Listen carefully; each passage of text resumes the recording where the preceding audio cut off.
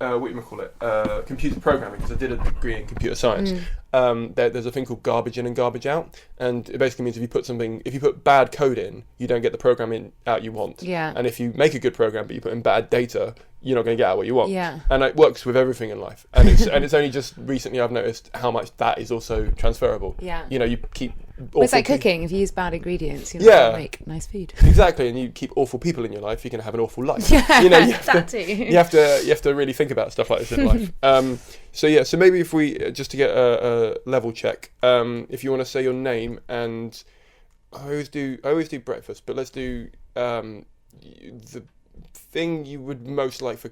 No, let's not do that one, because I did that one because it's in the front of my head. You know what I mean? The book you are reading at the moment, and is it any good? Okay, so my name is Jessie Botterill, and what book am I reading at the moment? I tend to be reading about 3 different ones at once. I'm reading a book called Solomon Creed, which is really good, but I'm actually cheating because I'm listening to it on audiobook. Right. To kind of cram in more reading time. So when I'm walking around.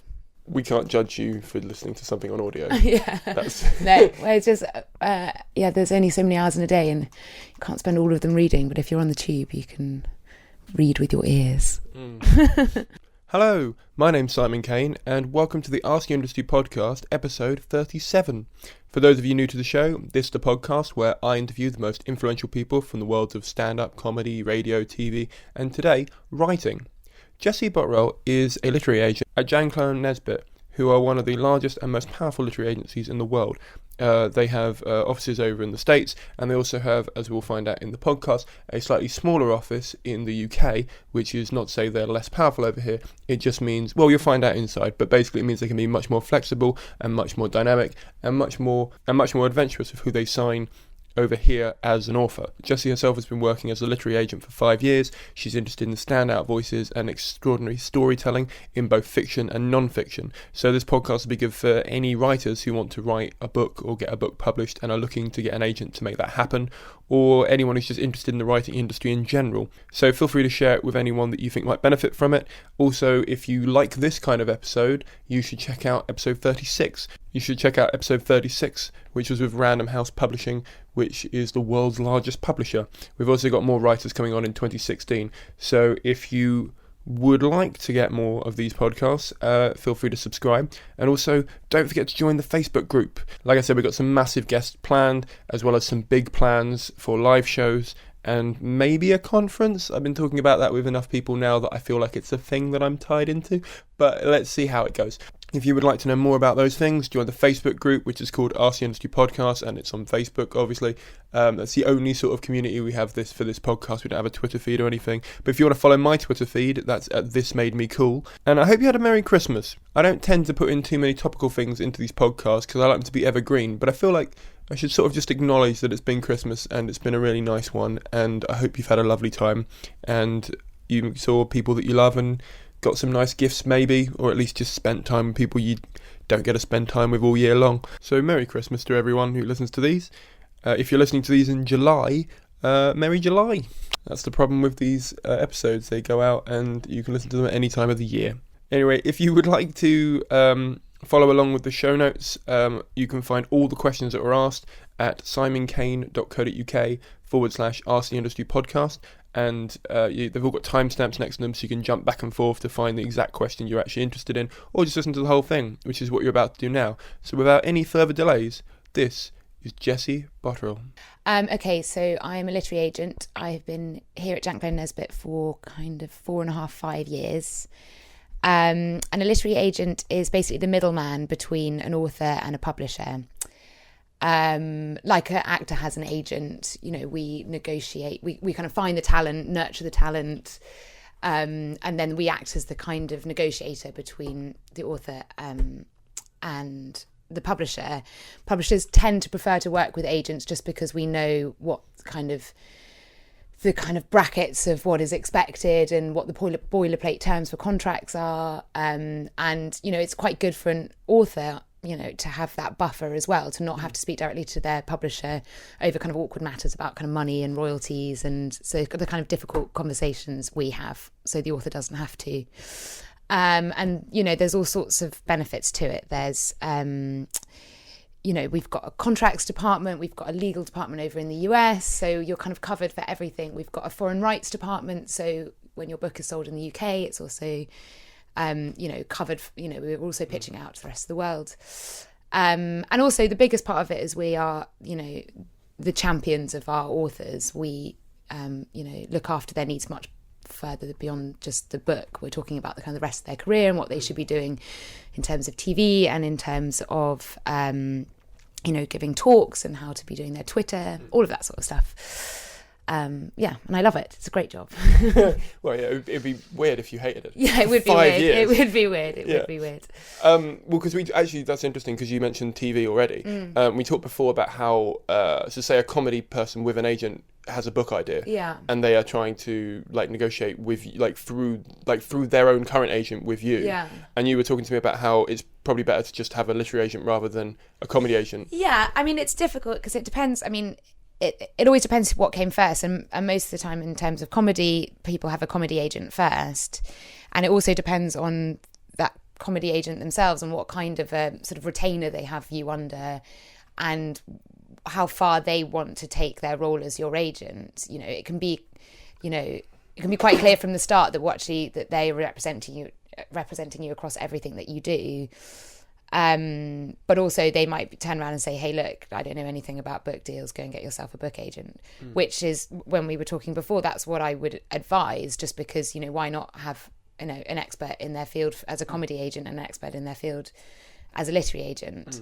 And like I mentioned before, you know, publishers prefer dealing with literary agents because we're talking the same language, we're talking about the same terms, and it just makes life much easier for everybody. Yeah, totally. But I mean, it depends per agency. You know, lots of comedy agents are part of bigger agencies that, you know, you might have a couple of agents yourself as a, you know, comedian within one agency, one dealing with, you know, your comedy, one with script writing, one with books. So yeah, it slightly depends on your situation, I guess. Yeah, because I remember you said something about that you wouldn't kind of try and book live work, for example, for a comedy agent. So it makes sense for you to do the thing that you can excel I mean, at. within bounds. We always try. I mean, if people come to us first and we're doing the book and then it's really apparent that there's other things they want to be doing, you know, like I said, it's part of our job to kind of explore every avenue. But we also are aware of where our, you know, expertise finish. And we have relationships with TV agents, like some really great ones in London, specifically on the sort of non-fiction side. And we have kind of setups with them, whereas where they bring us clients, we might kind of split the commission with them and vice versa. But it varies per agency, per relationship. But it wouldn't, I mean, in terms of how we feel at Janklow, you know, it's only good for our clients and our authors and their books if someone else in the world is helping them get out on another platform. You know, it's all the same thing now. You know, the more they are, you know, on the internet and Googleable, the better it works for everybody. Yeah, totally. Okay, so say I was a writer who has an idea for a book, hypothetically. Yep. And I wanted to get an agent. Yes. Where do you even start? You would start, I mean, the basics are that, you know, we get submissions in from unsolicited people every day. We get, you know, heaps and heaps of them. And there's this kind of myth that they just go into this black hole, no one reads them and no one will ever respond to you and it's completely difficult. To be fair, they do call it the slush pile. That doesn't help. That doesn't help. A very archaic term that does still exist today, but it's more affectionate than it is a kind of diss. And it is kind of a thing that I think is incredibly important. And, you know, I will sing from the rooftops is that I think people forget that finding authors on the slush pile is our bread and butter. You know, there are great authors out there who really, you know, they didn't have connections. They didn't come in via kind of sideways route. They, you know, they sent their submission in to every agency, to every publishing house. And, you know, the quality of writing was such that people jumped on it. And, you know, it's an interesting thing because, you know, the first part of our day, every single day we come in, the first half of an hour of our day is spent reading through the submissions pile. And those submissions are, you know, a synopsis and a covering letter in the first 3 chapters in most instances. And, you know, if you've written something that the agents want or publishers want, they will get back to you within, you know, 12 hours, 24 hours. However, you know, it's so competitive now that the submissions pile is done not through kind of post and kind of heaps and mounds of paper. You know, it's in an email. It's the fastest thing. You know, we can have it sent round our whole office within, you know, 5-10 minutes, and have everyone in our office reading and back to you by the end of the day. And I think it has quite a bad reputation, because obviously it doesn't happen very often that stuff that comes in is good enough. You know, we have, you know, particularly at Janklow, we have, you know, we represent not that many books because we work very hard with our authors, and that quality is so important to us. So, you know, not everybody is going to get picked up because it's difficult to get a book deal and because you have to be that good. But when you are, you know, you don't even have to worry about it. You'll be picked up in seconds. You know, no one wants to miss a trick. No one wants to have, you know, see a book deal happen in the bookseller, which is our newspaper, and then realise that it's sitting in their inbox. That's the worst feeling in the whole world. It's awful. So yeah, you send your submissions in via whatever submissions criteria each agency has. But there are kind of things that you can do on top to make life easier for yourself. You can write an amazing cover letter that kind of is serious and shows that you've really thought about who you're approaching at that agency. You know, look on the websites, find out who these people are, look at their Twitters, find out which agents are reading and talking about the kind of book that you've written. And, you know, the more kind of personal you can make those emails, the more we kind of sit up when we're reading, you know, when you've read 20 already that morning and suddenly someone's like, oh, dear Jessie, I noticed that you've been reading this book recently, or that you represented this book. Well, you know, I think I like that book too, and maybe you might like this. Like, already that speaks to me as someone who's really serious about what they're doing. And, you know, it's a compliment to me to be kind of singled out, and it's already going to make me kind of sit up and pay attention. Yeah, and like attention to detail is really important as well. You know, we're reading so many of these that, you know, don't make silly mistakes in the cover letter. Don't get my name wrong. Don't make silly spelling mistakes, because, you know, we've got other things to be getting on with that day, and we don't want a reason to kind of make yourself off-putting before, you know, we've even got as far as reading your pages.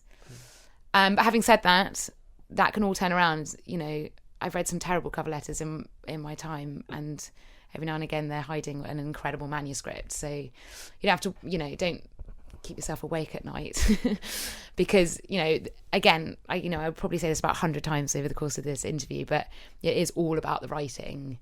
And, you know, it's so clear and it so stands out when the writing is good enough that, you know, you could have sent in a page, or it could be a short story, or it could be, you know, completely unfinished in your eyes. But if we feel that kind of tingle of that it's amazing, we'll still jump on it. Okay. So yeah.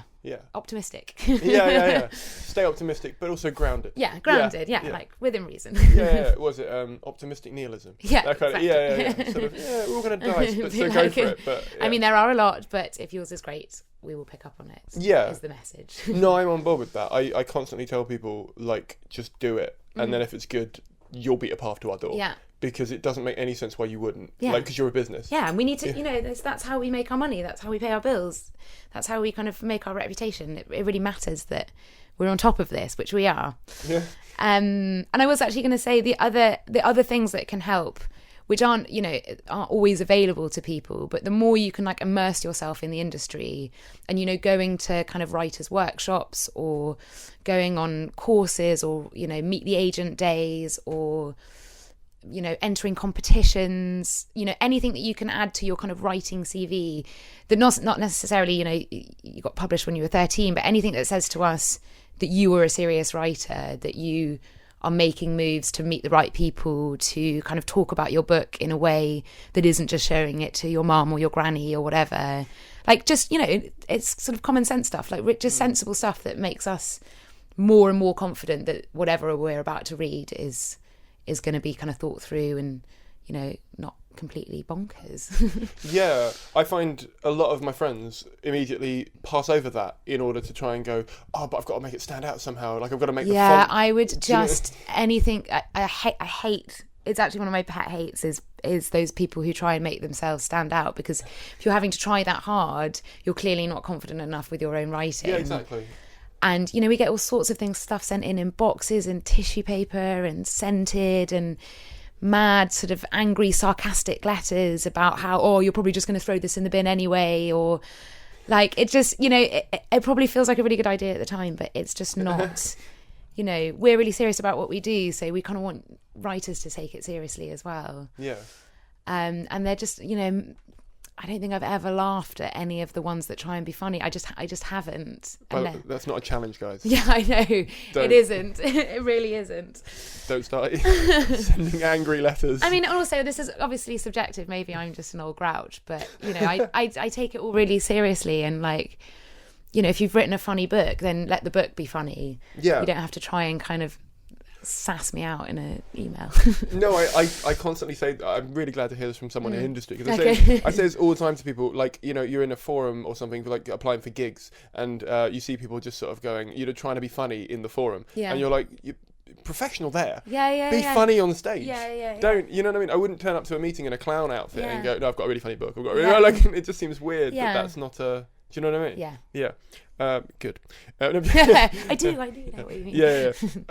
So, when should you approach an agent? Because, I mean, I remember you told me before that you want to see, I think it's, I've got to forget this wrong, the first chapter if it's a non-fiction and the first 3 chapters if it's fiction. Not quite. Okay, sorry. So, if it's fiction... And this is like most agencies ask for this. It's the first 3 chapters, not 3 random chapters. Definitely the first 3 chapters. And a synopsis, so a kind of 1-page document that just outlines where it's going. So, once we get past, we can read the first 2 chapters, love it, and we know that, aliens aren't going to crop up and it's going to be something completely different. And a good cover letter. And then for non-fiction... We sell non-fiction on proposal, which is a kind of 50-ish page document, which is more of a kind of short essay outlining what you're going to be covering in the rest of the book, and then chapter plans and the kind of just the vibe of it more, because we sell the non-fiction proposal rather than the finished thing, because, for big history books or science books, why do all of that expensive research and stuff if you're not going to get published at the end? So there is a slight difference between the two. What was the question? It was, when should you approach an agent? When should you approach them? That's an interesting question, and I think a lot of agents will say differently, because most people would want a kind of finished, I'm talking about fiction here, would want a finished, polished, the best version of what you can possibly do to kind of wow us. But from experience, actually, like I said, when the writing's right, sometimes we'll take people on the basis of a page or the basis of a kind of very unedited, early rough idea of something, but the idea is so amazing and that guy's or girl's profile is so great, and they can write and they know this is a great idea. So I'm a bit looser about that, and as in kind of early stages of my agenting career, that's kind of what I'm trying to do. I'm trying to get onto people's early on before they can, get noticed by other people. But also it's about, at Janklow in particular, one of the things I love about this agency is we work so editorially with our authors. So before any publishers will ever see it, everything that we send out gets a really rigorous edit. And by edit, I mean, kind of polishing it, but I also mean, structural editing. I mean, this book is amazing, but it kind of falls apart at the end. Let's fix that before we even get it out to publishers, because it's a really tough market. And, publishers do not need that many reasons to say no to something. It can be brilliant, but if it kind of falls apart a bit, anything that makes them slightly anxious can completely put them off. So we do a lot of editing, a lot of close work, kind of forming it and working out. A lot of our time is spent having lunch with and talking and meeting all of the agents in London and finding out what it is exactly that they're looking for and what their personal tastes are. So kind of slightly moulding what you have into what they're looking for as well, as at the same time as kind of keeping the integrity of what it was to begin with. So, the technical answer is that, you should send the first 3 polished chapters.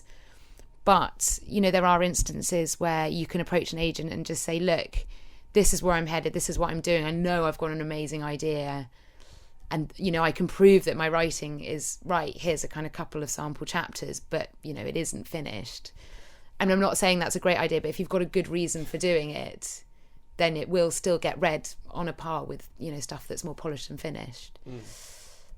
And yeah, you've got to play a delicate game between like looking like a professional and, having a good reason for not sending it in finished and polished. And the other thing is that the first thing we do after reading those 3 chapters, if we love them, is ask for the rest of the manuscript. So that kind of needs to be there and ready to go, because you can't say, oh, you know, great, love that you love it, you know, I'll finish it in 6 months, because, you know, anything can happen in 6 months. It could be gone. Yeah.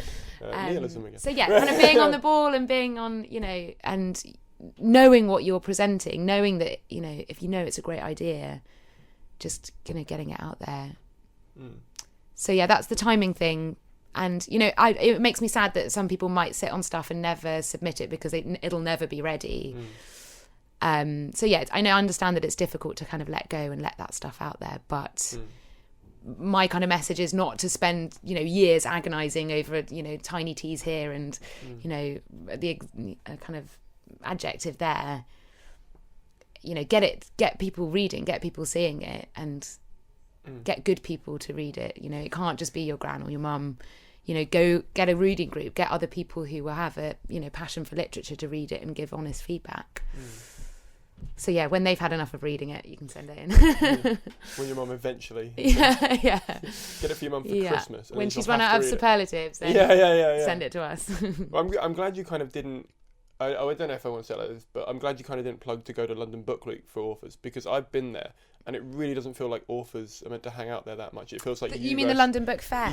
Yeah. Because I went there thinking, oh, this would be a great place to meet. No. It's a kind of, it's weird because we only see, for us, it's about selling foreign rights. You know, the big books are out on submission in the UK at that time, but all of the foreign rights deals are kind of going on at that moment. So we kind of, as agents, kind of stick to the foreign rights end of things, which, you know, authors don't really go to. And there are kind of and there are really interesting talks about like the industry, but it's quite like internal stuff. It's talking about, you know, finer details of contracts and, you know, the, you know, threat of subscription models and whatever. And author, I think they have an author's day, and there are like amazing writers doing, you know, talks, and, you know, it's an amazing thing in itself. But it's not really a place. All of the publishing people are so tied up that it's not really a place to go and pitch your books.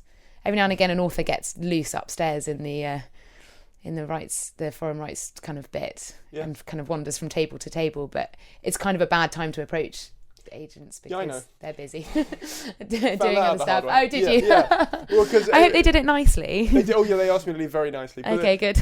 But the thing is, I sort of stealthily went round. I'd gone to the author bit, and then they'd said, oh, sorry, we can't stay much longer, we've got to go to the foreign rights bit. And I sort of thought, well, sod queuing here then. Let's go there. I'll go there. And at the time there was no one on the because there's normally like a person there that sort of checks you or whatever, and for some reason there wasn't, and I just thought, okay, I'll just hang out here until they do that. And it was really, like, I met loads of people. Well, it's like it's a jackpot in terms of seeing agents, but it's that kind of awkward thing of, you know, every time I'm at like a wedding or a party, someone there finds out that you're a literary agent, and you end up spending, you know, half an hour outside of the loo, you know, getting pitched a book to you. Like, you do kind of have to pick your moments.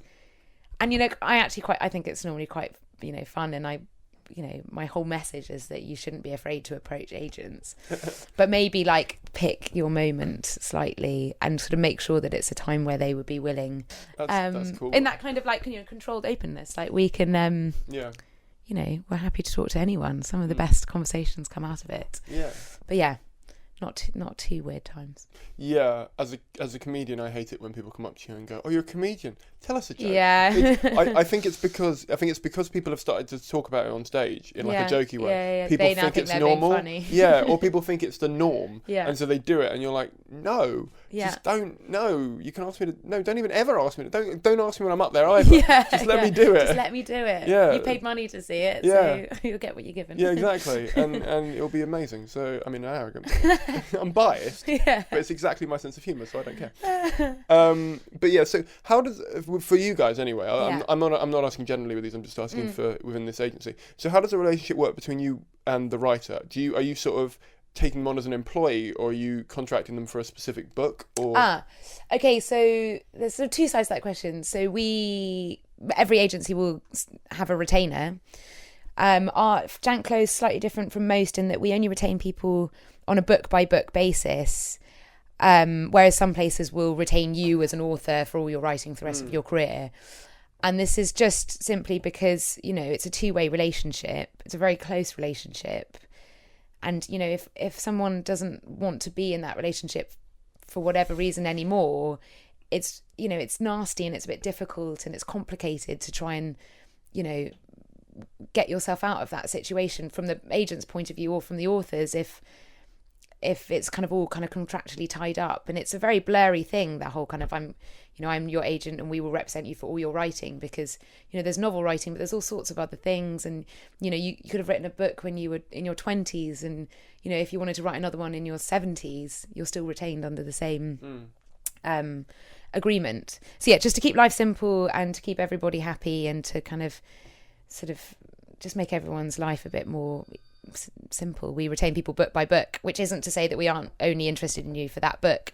We very quickly send you a retainer for a second book, if the publisher does a 2-book deal, or if you've got a fab book idea for number 2. But in terms of the way that the sort of author agent relationship works, like I said, it is a really close one, and we're very lucky here at Janklow UK, which is that we are very small. And because we've got big Janklow US, which is our, the sort of mothership, which is much bigger, we have this kind of safety net in which we don't have to take on absolutely everything. We can be quite selective. We can work really closely with our authors, and sometimes you'll sign someone up and maybe it's a year or year and a half before the book is in everyone's eyes, like ready to go out, which might sound a bit terrifying, but you a lot of the time you only get one shot. And it's in everyone's best interest to make sure that you're giving the book and the author the best possible chance that they can. So lots of work, lots of editing, lots of talking, lots of lunches, and you really get to know someone. It's a very personal relationship. Like, writing's a very personal thing. So you actually get very very close. Some really good friends of mine are my clients, and publishing is a very small industry. Everyone ends up marrying everybody. So yeah, it's a very special relationship.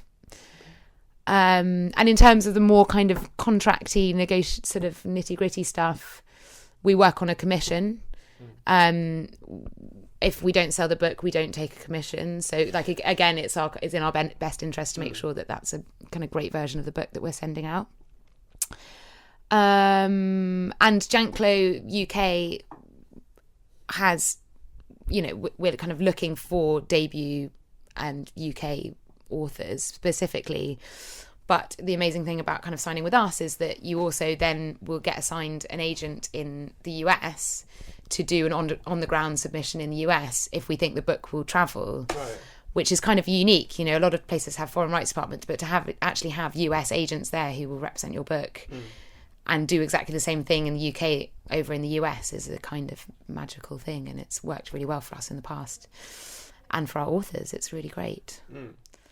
So going from you getting a book submitted to getting a book published, what internally for you guys is the process of that? Because you've mentioned that, like, you get the, I don't want to call it slash bar, you get slash emails and you go through those, and then say you found a gem of an idea in one of those.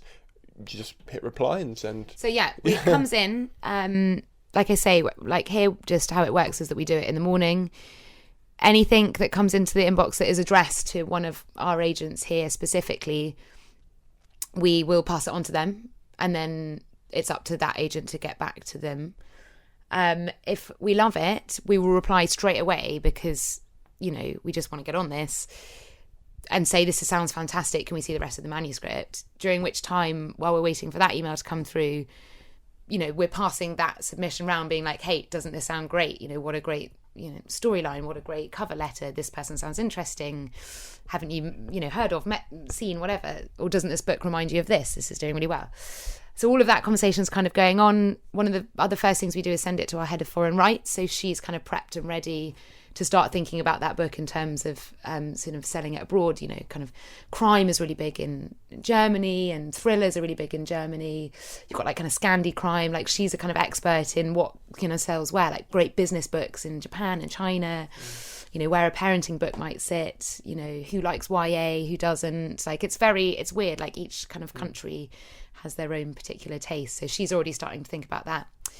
And then we get the full manuscript in, and we're quick readers. I mean, we'll read it if we're excited about it within 24 hours a day, 2 days. I mean, whatever we can do to kind of jump on it really quickly. Out of interest, what is so it's just where you said crime is big in Germany. I just found that really amusing. So crime in Germany, business books over in Asia. What was big in this country then?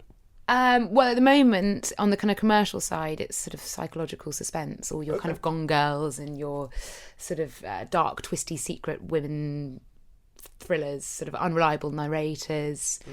There's always crime here in the UK, not on such a not that sounds weird.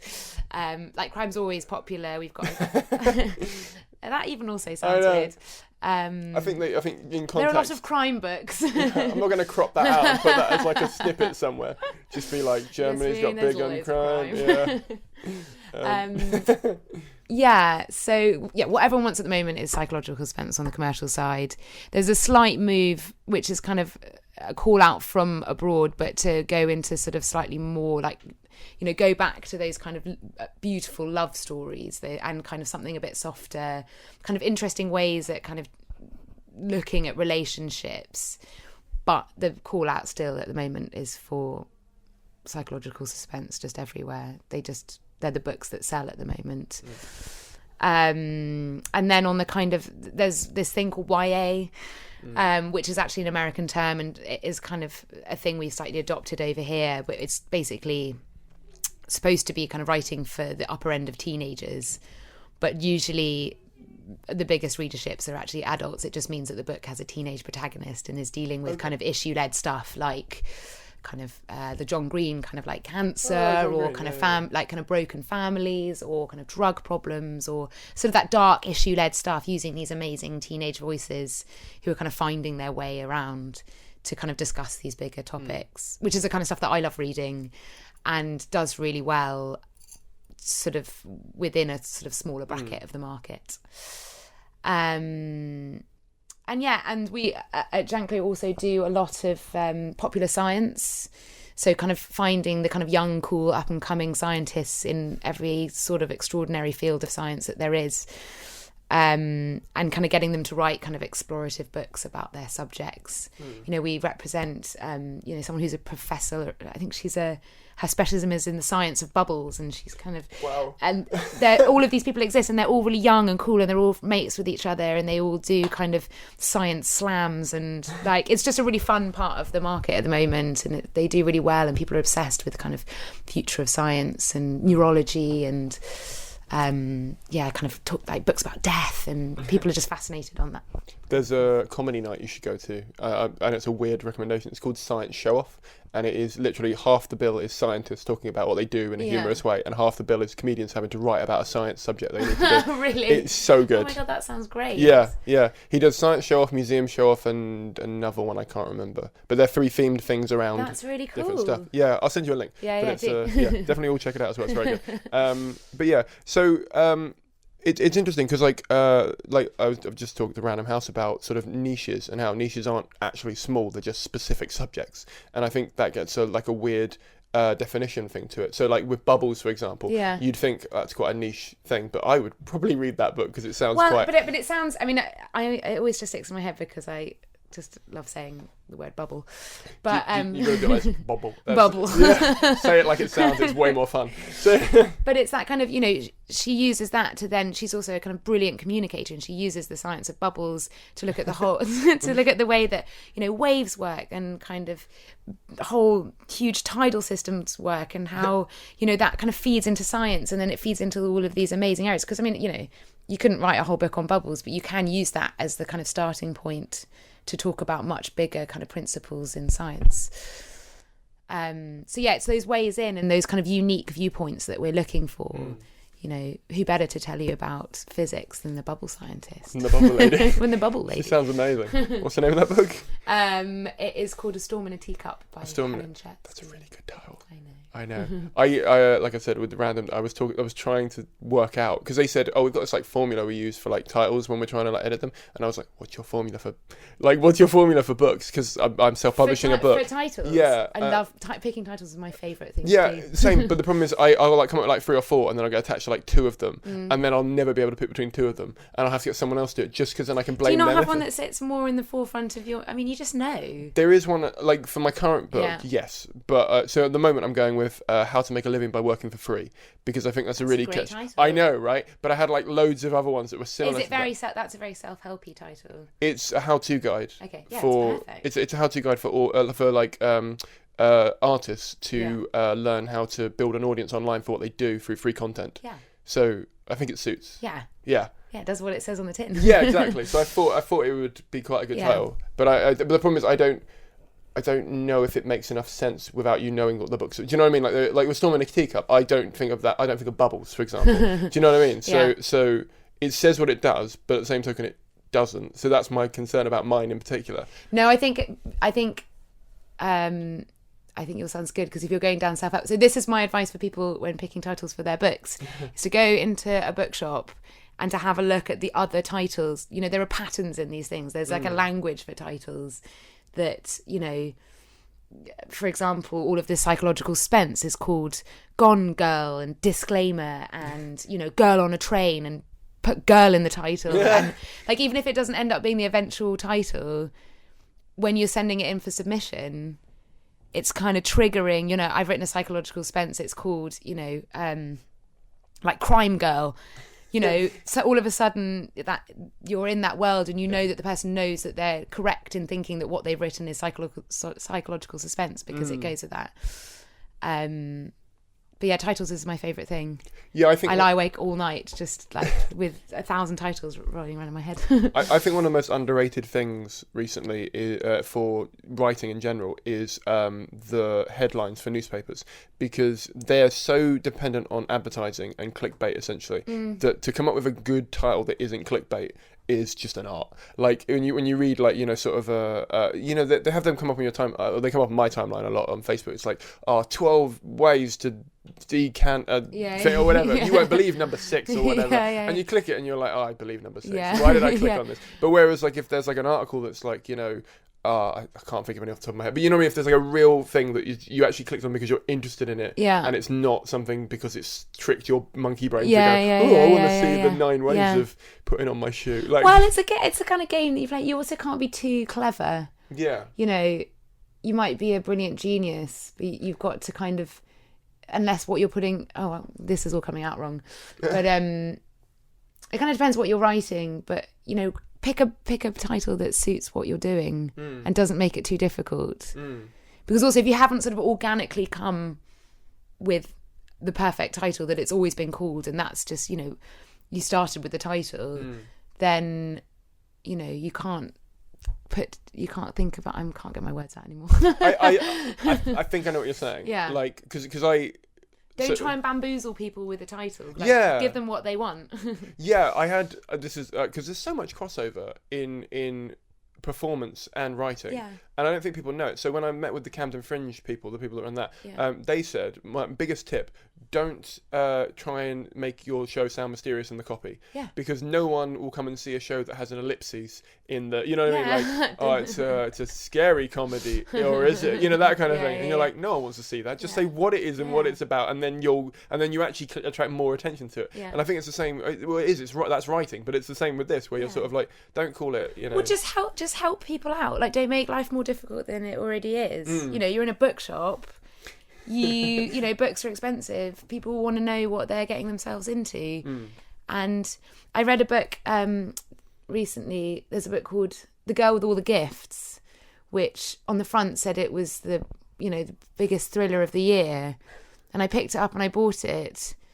And the cover and the way that it was, I mean, it's quite clever publishing, because it made what was essentially a kind of zombie apocalypse book look like all of the psychological suspense that I love reading. It had a kind of mysterious girl on the cover. It was called The Girl with All the Gifts, and it said Thriller of the Year on it. So I picked it up, and about 50 pages in, you know, people were getting infected by this kind of rabid blood thing, and those are not the kind of books that I personally enjoy reading, and I felt cheated.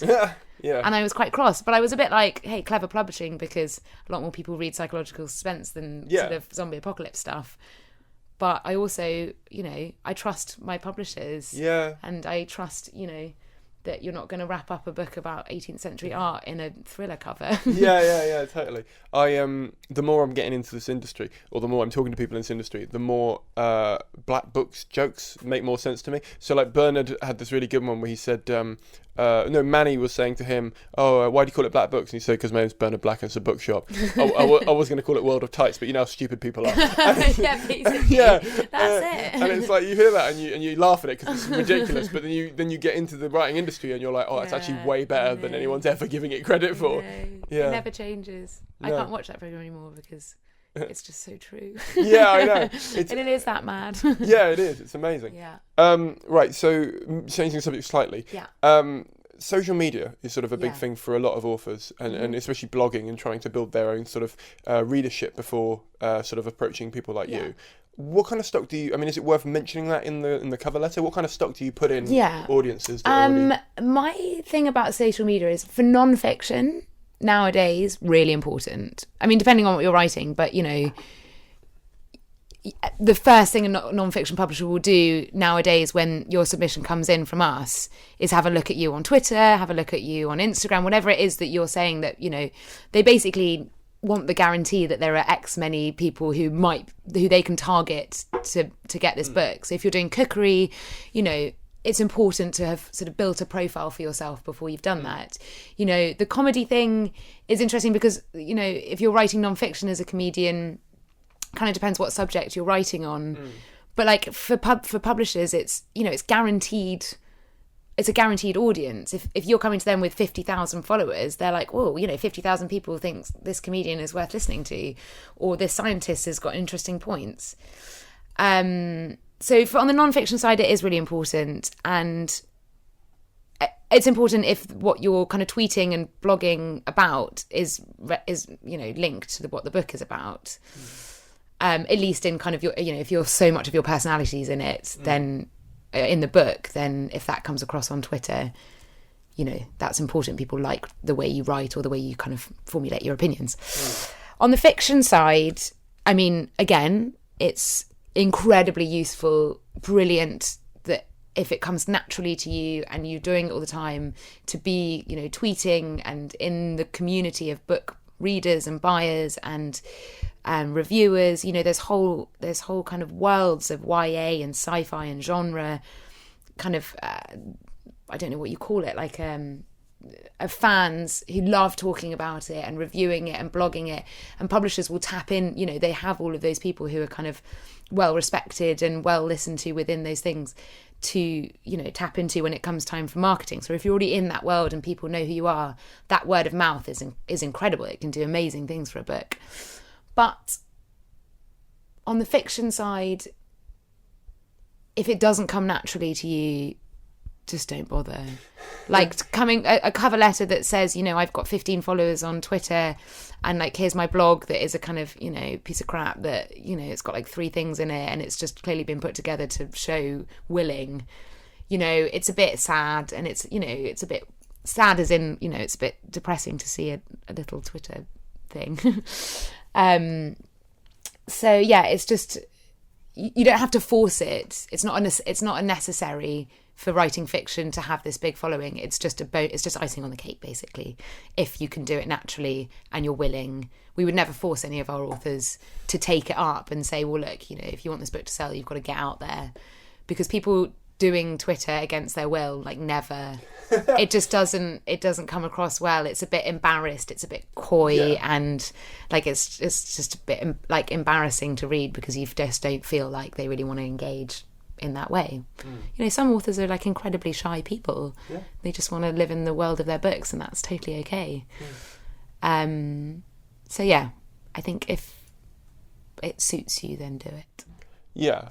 No, I understand that. It's kind of like I said, because my day job is writing jokes for Twitter, and some days it's really nice because it means I get an outlet of writing something, but it doesn't have to go on mine, so I don't have to. Do you know what I mean? Like I'm hidden away from the world behind this sort facade. of yeah, and also because I'm writing for a voice that isn't mine a lot of the time because it's a brand's voice. Yeah. I sort of feel like it's me, but at the same time I'm sort of like, no one knows. Yeah. Like, it's really nice. So it's kind of interesting. It's like voyeurism. You get to be Marmite for a day. yeah, it's fun. There are other brands. There are other brands available. There's Vegemite, but I'm definitely not allowed to plug them. So yeah, okay, and you can just beep it out, like I said, a really nasty swear word. you can be up for the day. Yeah. Like, that might not come across. That'd be even worse. I'd be like, right, well, this interview's going to be very salted by the end. But I mean, I know what you're saying. It's just because I mean, a lot of well, not a lot of, but there's a lot of people in the train. I don't want to call it that way. Let's do it a different way. There's a lot of books I've seen at different train stations at like WH Smith's and Tesco's and things that are internet celebrities who are sort of publishing books at the moment. Yeah. And I sort of wonder what you thought of that trend and what you think of, because I imagine that the people that are mainly buying them are their audience already. So it would make sense to me, or in a way it doesn't make sense to me why they would be pushed out further, because I wouldn't buy a book from an internet celebrity I didn't know, much like I wouldn't buy one from a celebrity I didn't know. Yeah. Well, it's interesting, and that's kind of... I'm sort of not sure what the future for that is at the moment. There was certainly a kind of fad for it, particularly kind of at the beginning of this year, maybe the end of last year, where, you know, these kind of teen YouTube stars, you know, suddenly publishers just totally tapped into the, you know, like I said, you know, all of those followers, you know, there is a guaranteed audience for you. And some big book deals were done and some books were published. And I don't know overall how successful that's been, because it's such different content. And, you know, they've tried various things. There was the kind of Pointless book, which was that... I always want to call him Archie, but I'm not sure that is his name. By the way, it's called The Pointless Book. It wasn't a totally pointless book. It was called The Pointless Book, and it was kind of like a pranky book, kind of said, you know, on page 32, it just said, turn to page 46, and on page 46, you turn back. It was a kind of like doodling, you know, Wreck This Journal, which is another kind of similar book, but just a kind of interactive, funny sort of gag. And that, you know, I think that was a 3-book deal or a 2-book deal. And then his girlfriend, Zoella, did a book which was a kind of YA, or kind of like very teeny fiction thing. And there was lots of kind of media about how she hadn't actually written the book, you know, which isn't unheard of in, you know, it's a brand. It's not unheard of in our industry. We're normally pretty honest about it. But people do have ghostwriters. Many celebrities have ghostwriters. It's not the scandal that it was. And, you know, there's been lots of different types of people ways that people have tried to kind of cash in on those followers. And it's certainly worked. Those books have sold a lot of copies, but I don't know whether there is, you know, a career as an author in there, unless there was a kind of brilliant series came out of it, because they're not writers. They're YouTube video stars. And, you know, it's quite difficult, you know, there was a whole fad before that of turning blogs into books. But the whole point of a blog is that it's, you know, constantly refreshing itself and there's new information every single day. And, you know, books can't provide that. There is only one version of it. So they get outdated on kind of science subjects very, very quickly. So I think the same thing might happen with those sort of YouTube star things, which is that maybe 1 or 2 books will come out of it and be big successes because those people are big successes. But I don't know if there's kind of longevity in that as a way of kind of publishing. I lost my train of thought there. No, that's fine. I was thinking about YouTube stars.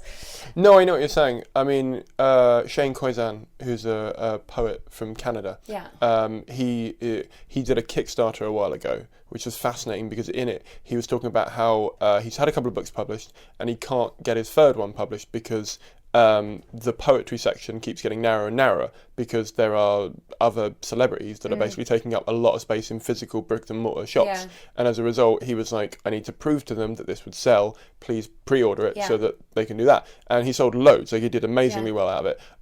But it was just interesting to think that celebrities were taking over, because celebrities take over everything because they're sort of the So you mean not a celebrity poet? There aren't that many celebrity poets. No, but the thing is that if you have, so say you have, we've got a bookshelf in front of us. Say you have 8 shelves, and you know you can only fit a certain number of books on those. If you had 20 books being released and 18 of them were from celebrities, they would take up more space on there. Well, they would, because... And they would just make it smaller. Like I say, it's that kind of, publishers pay a lot of money for those big celebrity-endorsed books, whether it's kind of fitness or self-help or it's just a biography. Celebrity biographies is a huge deal.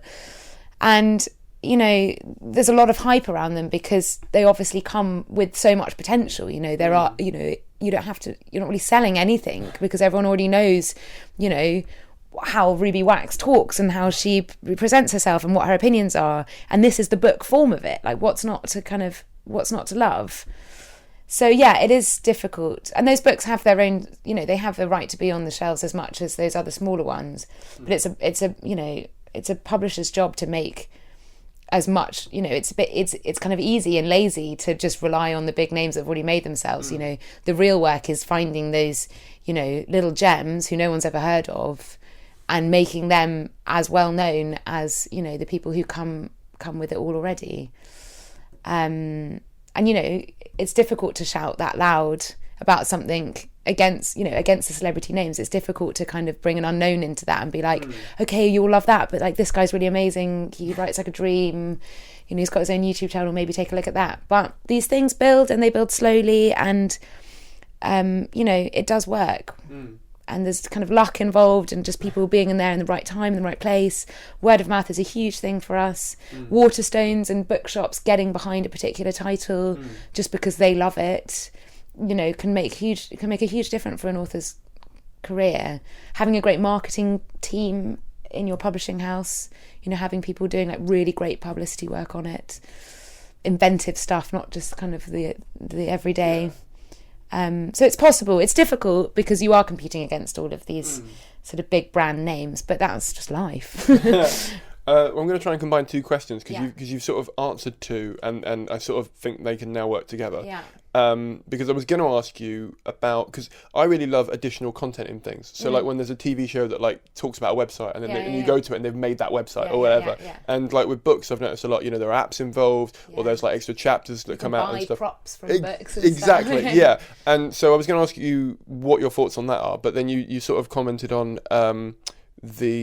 let's just keep them separate. Let's go with that. Yeah, okay. Go on. Sorry. Well, I mean, I'm not sure what is that. I mean, it's effective because it's fun, and it's anything that you can do to kind of get into other streams, to get people who aren't book buyers or aren't book readers talking about something, or anything that you can pass on. Like, it's all good.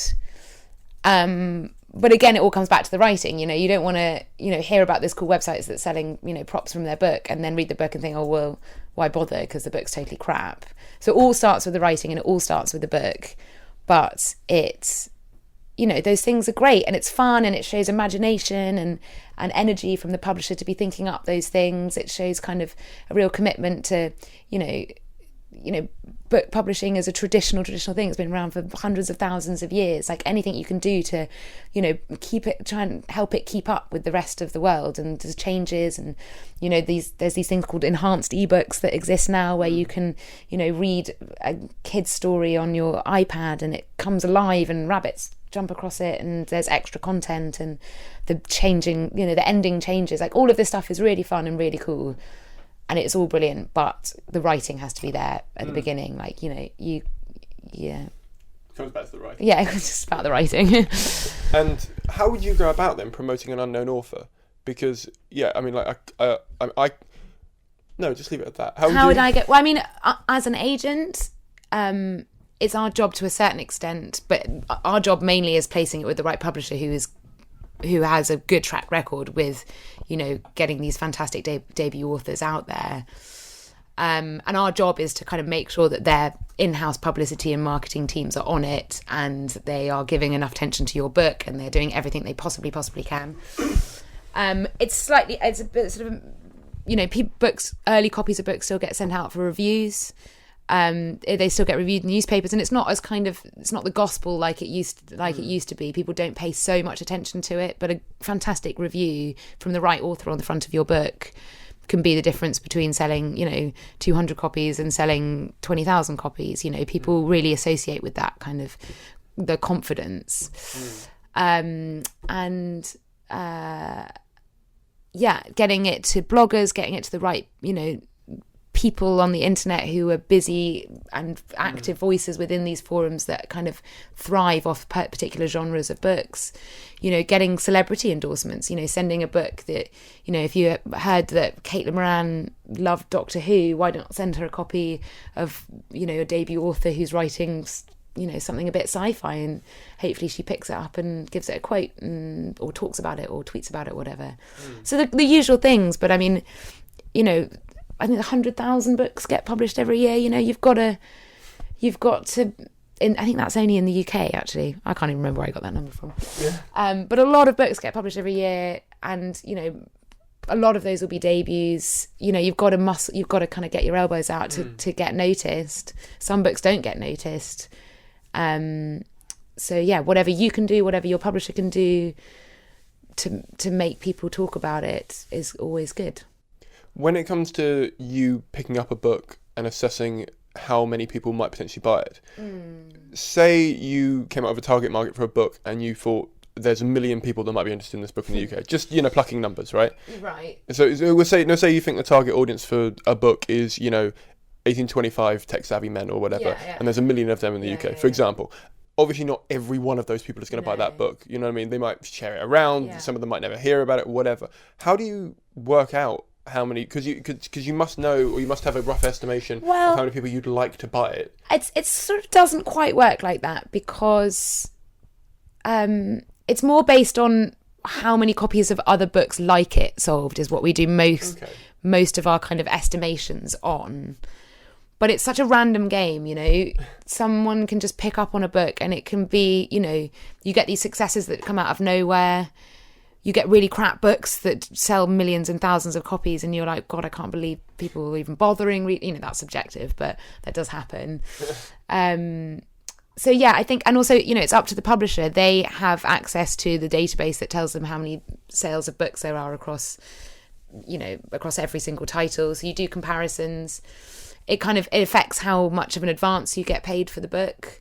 So how much they're willing to pay as a kind of, they've got their own algorithm thing going on for it, but they will work out how much they're willing to pay up front by looking at the other books on the market and by, you know, how much hype there is for that book. You know, there's not a specific science to it, is what I'm saying. It also depends quite a lot on the editor who you're selling the book to, because sometimes something can come in completely left of field and they're like, I know there's nothing like this on the market. I've got nothing to compare this to, but I believe that this book is going to do amazingly. And if they're well trusted and respected within their publishing house, they sometimes get given the chance just to, you know, lay down the cash and get the book. And then, you know, it's up to them, you know, the pressure's on for them to make it work because they took a chance. And sometimes those chances pay off and sometimes they don't, you know. And sometimes, like I say, these books just come, you know, 50 Shades came out of nowhere and it sold gajillions of copies. And no one saw that one coming. No, not even the author. So, yeah, I know. I mean, it's nuts. So,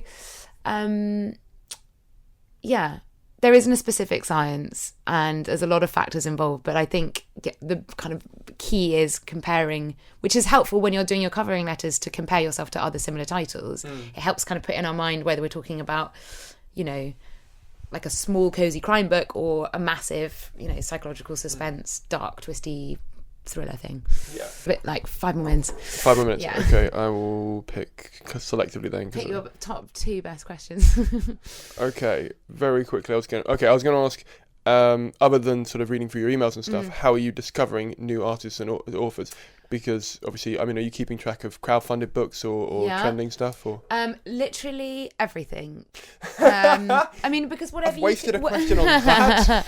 whatever we can do to get in there first before other people, whatever we can do. You know, it's not always that you come to us with a book. Sometimes, you know, after Fringe, we approached the Edinburgh Fringe. We approached a couple of comedians and just said, "Look, I love what you're doing. You've got a great voice. It's clearly like an amazing message here. It's clearly something you really want to talk about. Why don't you write a book?" And then we talk with them about whether it should be non-fiction or whether they can kind of translate that into a story, or whether, you know, if they're a poet, whether they've ever thought of, you know, elaborating on something that's, you know, really like deeply ingrained in their poetry. It can work kind of the other way around. We do lots of things like these, like podcasts and talking to writers groups. We have relationships with different creative writing MAs all over the country. We run competitions. We ran a big competition last year with Mumsnet. And we've got a few other things in the pipeline. We just spend hours on Twitter trawling around seeing who people are talking about, what they're talking about. Read short stories and just see if if there's something there, if there's someone who's just writing amazing short stories, whether we can work towards getting them published, or better still, get one of those stories and turn it into a novel, or find out whether that writer's already got a novel hidden under their bed somewhere that they're too shy to show us. Like, actually anything that we possibly can do to kind of reach out to people and to be proactive about it, we do. Okay. I'm going to be cheeky because this one's a two-parter. Okay, but it's only nice. because It's called Part A, Part B. Okay. Well, the first part of it is, what is the best bit of advice you've ever been given? And the second part of that is, what is the bit of advice you would give a budding author with or without an agent that you want to do? Which way around do you want to do that? So the best bit of advice that I've ever been given with regards to publishing, as in regards to being a mostly that, like I said, I'm a kind of relatively new agent, and it's incredible working here because it's such a supportive place to be a new agent, whereas there are other places that would make you feel terrible for going for months without signing an author. And here, like, there's a very good ethos for kind of following your gut. If you feel like it's right and you feel like the connection is there with you and the author, then just go for it. And apart from our time, which is our kind of biggest commodity, we have nothing to lose. You can kind of chase your dreams. You can think, oh my God, this story is completely insane and crazy and no one is going to want to read it.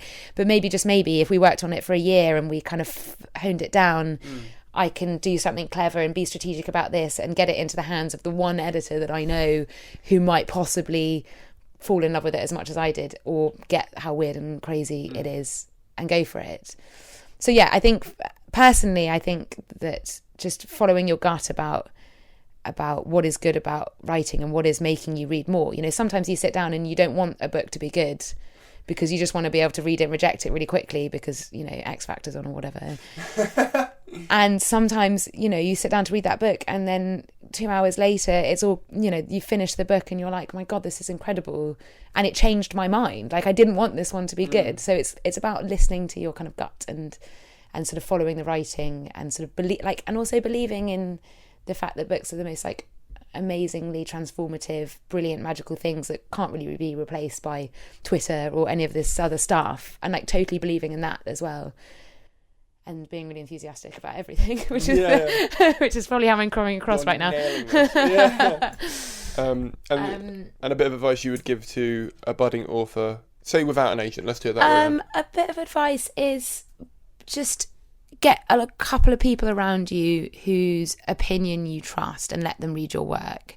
And by opinion you trust, it's not family members. Get people who are writing or who work in the industry or who are journalists or teachers or whatever, like people who are sensible and will give you proper, who are readers, people who actually read the kind of books that you're writing.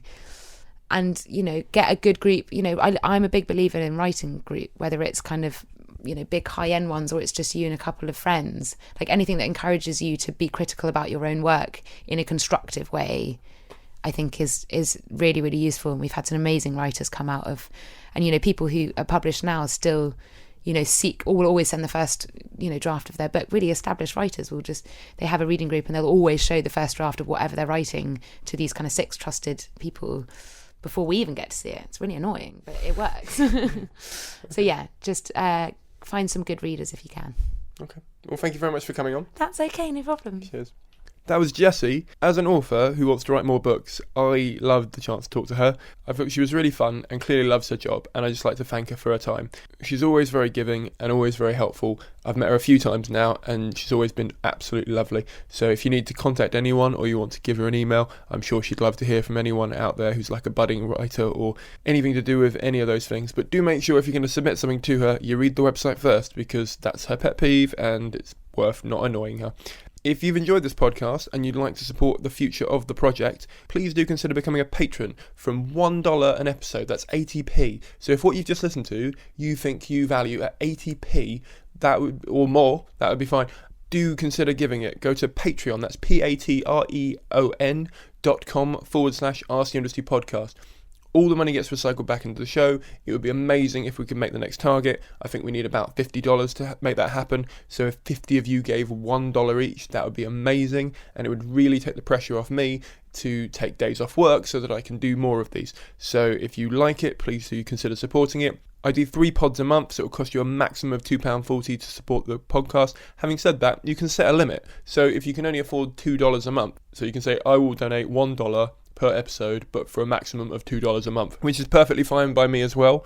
So please do that. If you can't afford that or you don't want to do that, you can do a one-off PayPal donation on my website, which is simoncaine.co.uk, and you can give as much or as little as you want for that. As I said before, if you like this episode, there's one from Random House, which is episode 36, and we've got more writers coming on in 2016, but I don't want to talk about them just yet because they're not 100% confirmed, but they're pretty much there enough that I can announce them in the Facebook group soon enough. So join that if you would like to be the first to find out about it. Feel free to share this with a friend if you have a writer friend who you think would benefit from it. That'd be really great. Last thing I want to chuck in here is I have a show taking place at the Comedy Caf Theatre in London on the 26th of January 2016. It is my biggest solo show to date. It is my 2015 Edinburgh show called Buddhism and Cats. So if you've already seen it and you don't want to see it again, don't worry about coming down to see it again. Just tell a friend. That'd be amazing. If you do want to come and see it and you haven't had a chance because you couldn't get to Edinburgh or because you were busy in Edinburgh, now's your chance if you live in London. It would be amazing if you could come down. I'd love to pack the place out. Who wouldn't want to pack out a place? But I would love to have the opportunity to do that, to prove that to the venue that I can do that and that maybe they should book me in the future. So yeah, I've made it 3. So much like my podcast, much like everything, is donation based. So if you would like to support me and you like this ethos and you think that you would like to come and see me tell jokes, please come down. It would really help out. And we can say hi. Come and say hi. You can just come down and give me a donation for the podcast in real life if it's easier for you. You know where I'm going to be now. So yeah, that'd be great. Thank you very much for listening. Thank you very much for sharing. Thank you very much for donating. And I will see you very soon. Bye.